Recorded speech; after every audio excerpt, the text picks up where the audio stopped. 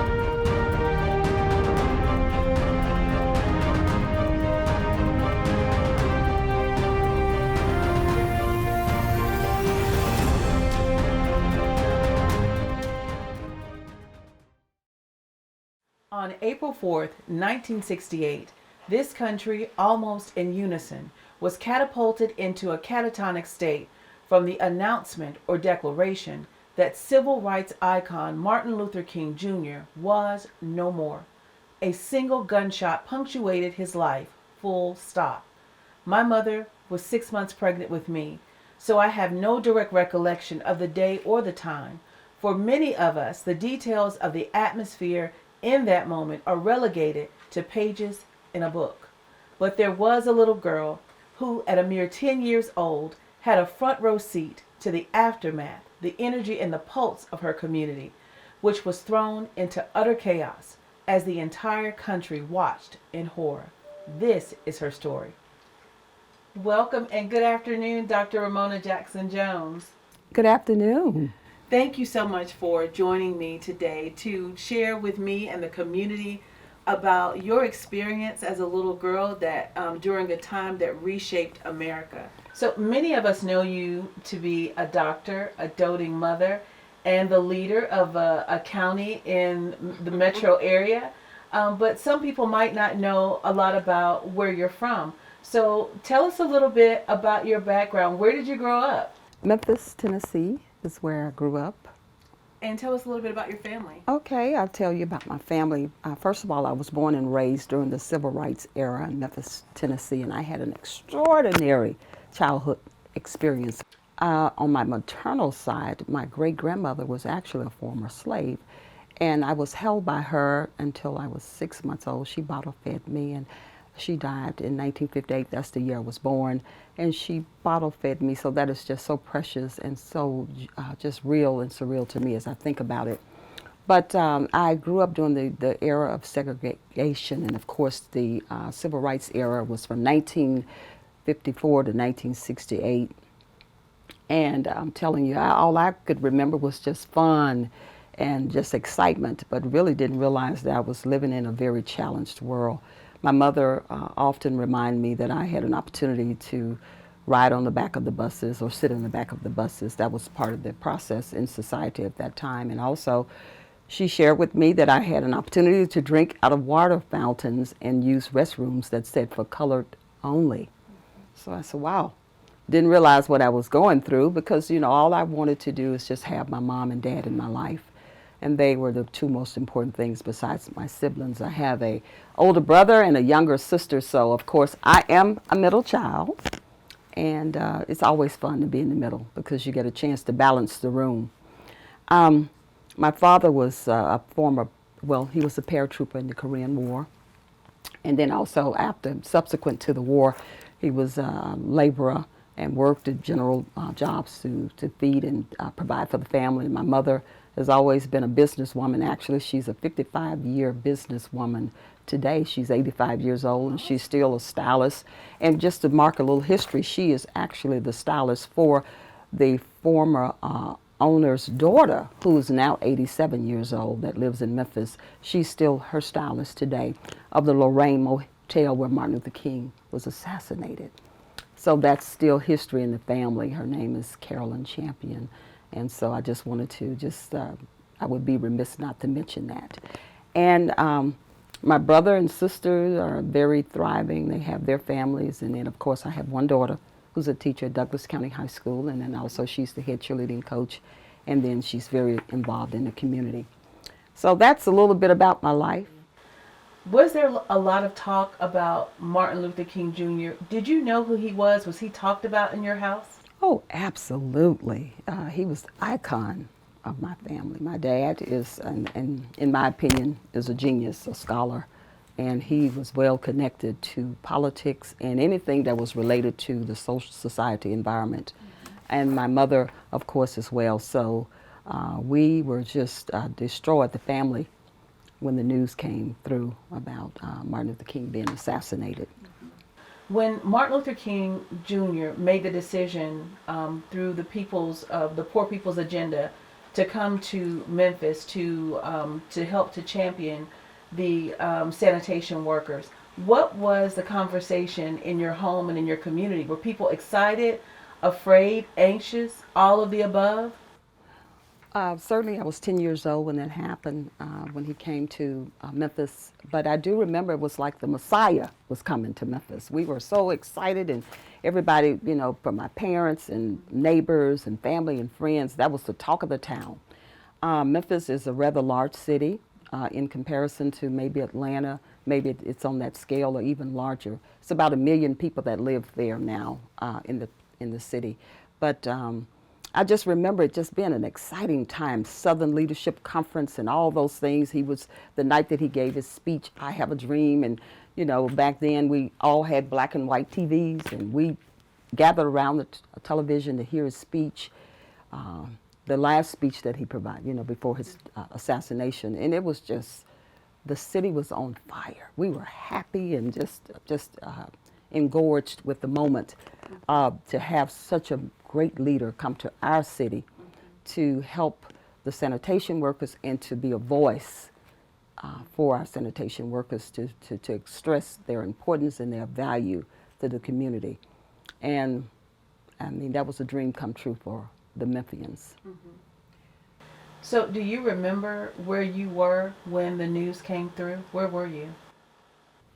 I remember, I don't know exactly what time he was killed, but I do remember my mother coming to the school to pick me up. Mm-hmm. I was in the 5th grade, and it was just chaos.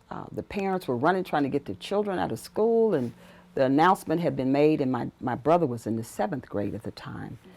And I believe my sister she was 3 years old. And I just remember it being chaotic. My mother, you know, she was grabbing my arm and saying, "Let's go." And I'm going, "Where are we going?" And she said, "We need to leave." So school disbanded that particular day. It was very intensive. It was a lot of tension, a lot of people running. I can't explain it. I'm just reliving the moment. Mm-hmm, mm-hmm. And so what happened, once we got home, you know, we locked the doors, and there was the news broadcasters, and I cannot think of the news report at the time. There were so many at that time. Walter Cronkite, I remember him. Mm-hmm. He was just saying that Memphis, Tennessee is under curfew, and we were. The National Guard has been, they've been sent to Memphis to see what we can do to control the riots and the marching. It was just overwhelming. And as a little girl, we had to be in before 10 years old. Of course, we had to be in before dark, and I had to be in before dark anyway at that time. So I remember sitting in our living room and peeping out of the window. And my mother said, "Close the curtains." And I said, "Mom, I just want to see."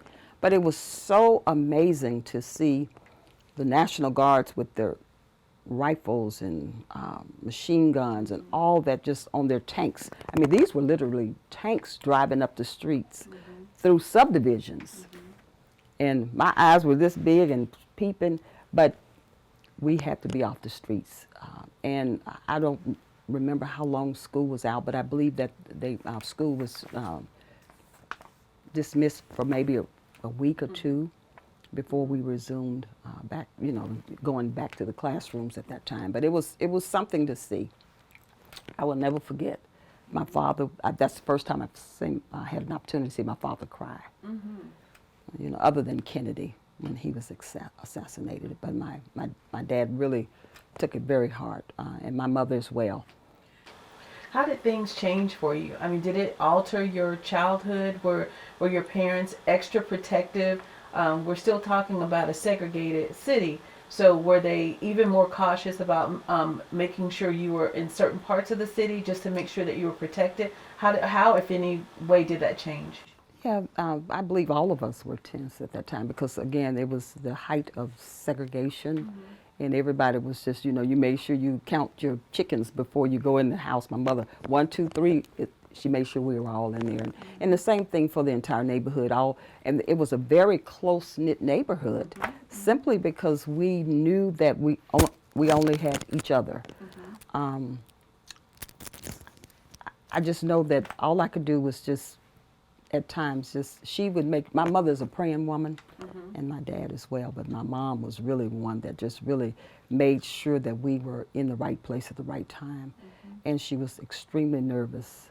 It was just a real, like I said, it was just a very tense time. Had an opportunity to march with some of my aunts. I'm the oldest granddaughter of 50 grandchildren on my maternal mother's side.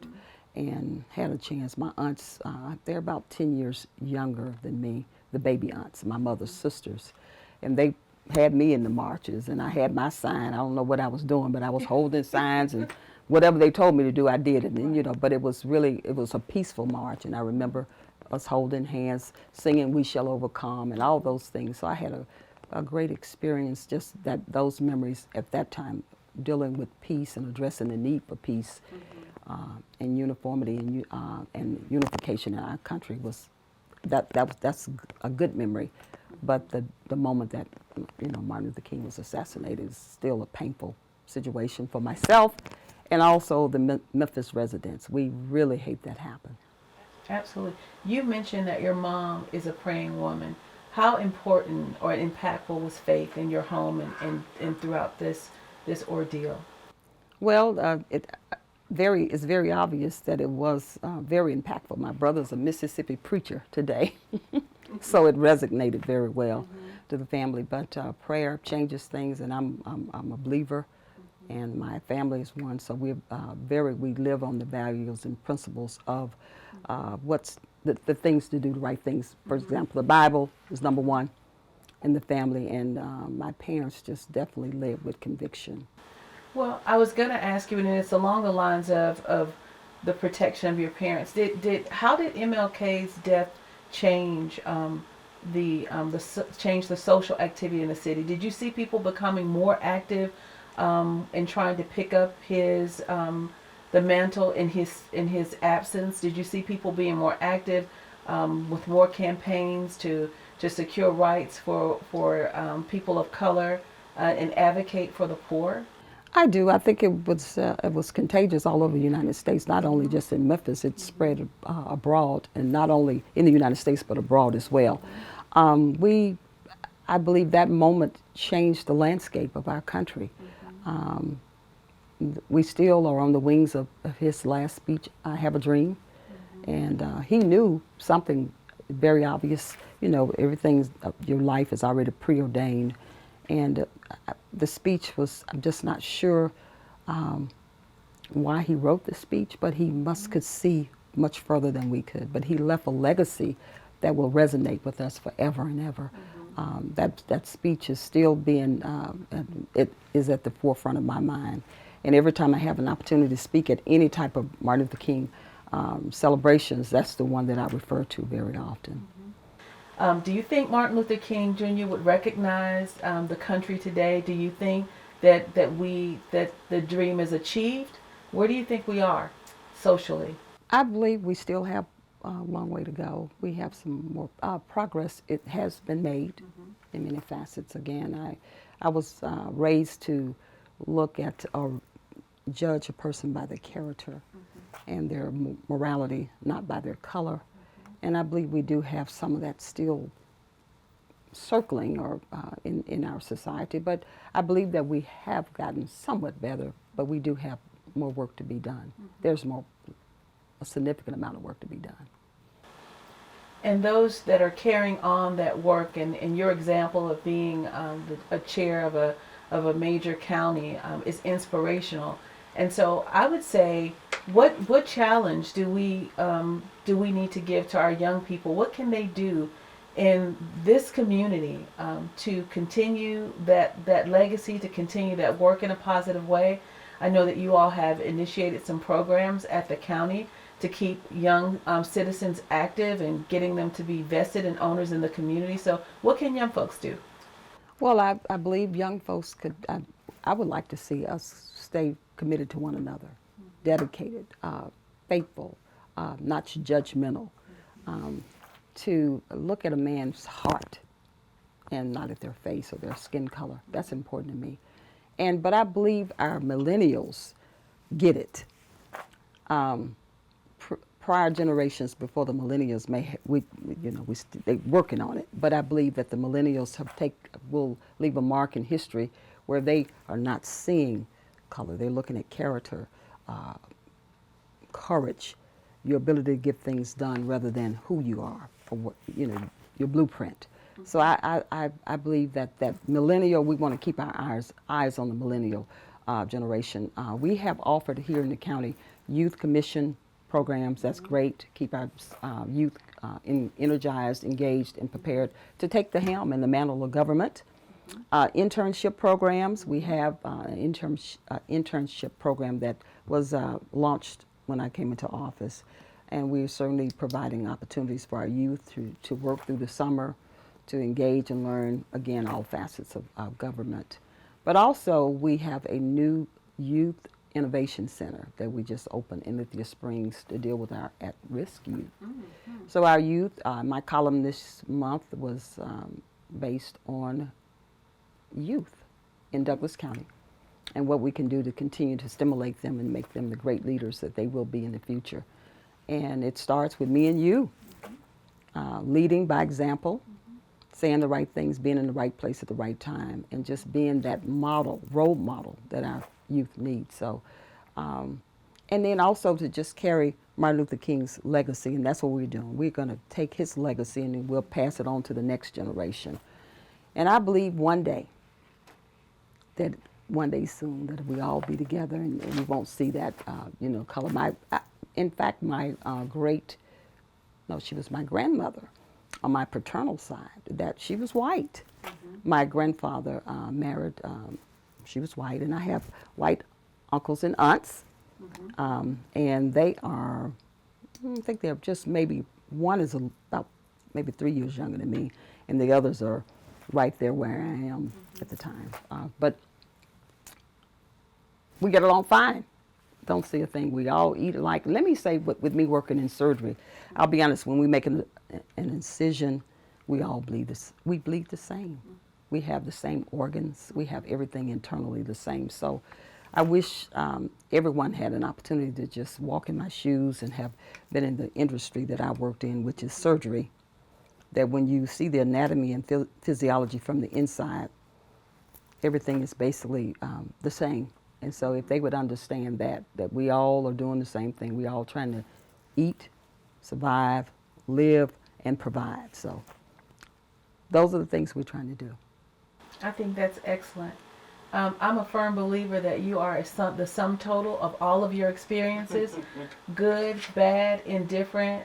It all culminates in where you sit today. And I think that what you've shared with us so transparently, it speaks to why you are such an insightful and compassionate leader and doing great work in this community. So thank you for sharing your life with us. Sometimes it's not easy to recall things that can be difficult. What resonated with me, that's one of the few times that you saw your father cry. Those are things that stick with us as we get older, and we know that it was a very impactful time personally and of course for the nation. So on behalf of the community, thank you so much for just being who you are and being such a great example. Thank you. And I love how one thing, and I know I want to talk about Absolutely. my ninth grade experience, Oh, yeah. integration. That was the first time I had an opportunity to attend an integrated school. So prior to my ninth grade year, everything was basically African American students, and that's all that my experience had been based on. And I was a cheerleader in the middle school, and so it was a great interruption in my life.